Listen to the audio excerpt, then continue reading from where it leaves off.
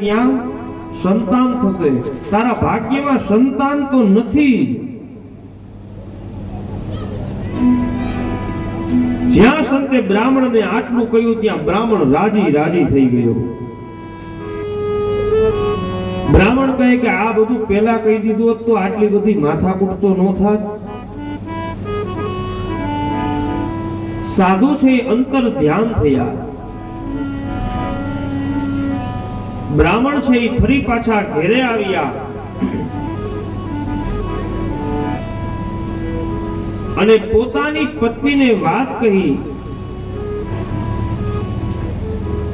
વિસ્તારપૂર્વક બધું ફળનું ને સંતાનનું જે સંતે કહ્યું છે એ આત્મદેવ બ્રાહ્મણે પોતાની પત્ની ધુંધુલીને કહી છે.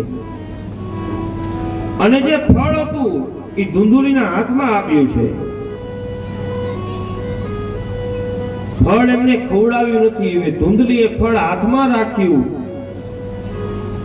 અને વિચારે છે કે જો હું આ ફળ ખાવ અને મને જો ગર્ભ રહે તો મારાથી કઈ કામકાજ ન થાય.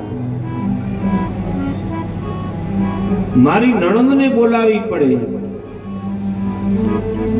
ગામની અંદર કોઈ સારા કાર્ય હોય તો હું જઈ ન શકું. જો મારી નણંદ ઘરે આવે તો મારા ઘરની અંદર મારી નણંદ ચોરી કરે. આવા બધા નબળા વિચારો કરે છે. ધુંધુલીએ આ ફળની વાત પોતાની બહેનને કહી અને કહ્યું કે નહીં બેન, તું જે વાત કરે છે એ વાત તો સાચી છે. તો મારા મત પ્રમાણે આ ફળ ખવાય નહીં. ધુંધુલીની બેને કહ્યું કે બેન, મારા પેટમાં જે ગર્ભ છે અને તારી પાસે સંપત્તિ છે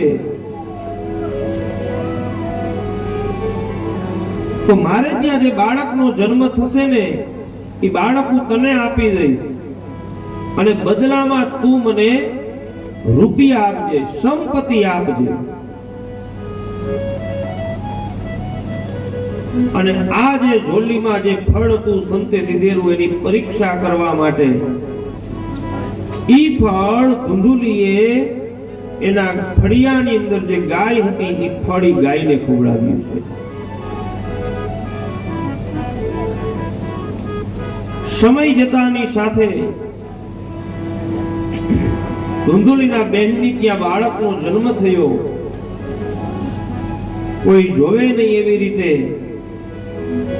એનું બાળક છે એ ધુંધુલીને આપ્યું અને ધુંધુલી એની બહેનને બદલામાં રૂપિયા આપ્યા છે.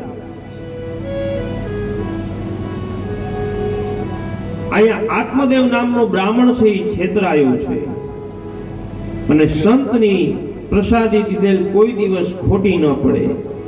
એ ફળ ગાયને આપ્યું હતું અને ગાયને પણ દીકરાનો જન્મ થયો અને એનું નામ હતું ગોકર્ણ. પોરબંદરની બાજુમાં જે ગોકર્ણ છે એ ગોકર્ણ. ત્યાર પછી ધુંધુલીના દીકરાનું નામ રાખ્યું ધુંધુકારી અને ગાયને જે દીકરાનો જન્મ થયો એનું નામ રાખ્યું છે ગોકર્ણ. ગૌ એટલે ગાય અને કર્ણ એટલે કાન. જેને ગાય જેવા કાન હતા એટલે એની ઉપર તેનું નામ ગોકર્ણ પડ્યું છે.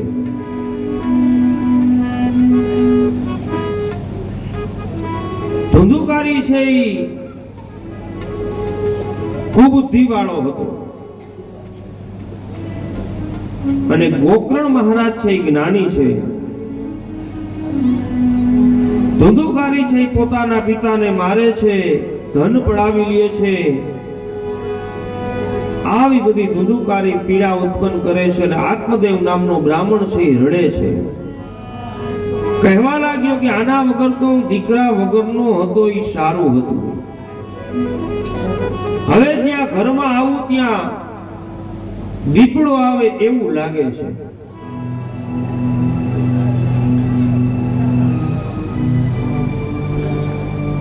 રડતા પિતાને જોઈને ગોકર્ણ મહારાજ જે છે એ તો સમજણ છે કે પિતાજી આ તો સંસાર છે, સંસારમાં તો આવું બધું ચાલ્યા કરે, અજ્ઞાન છોડો, અવગુણોને છોડો અને ભગવત કથાનું રસપાન કરો.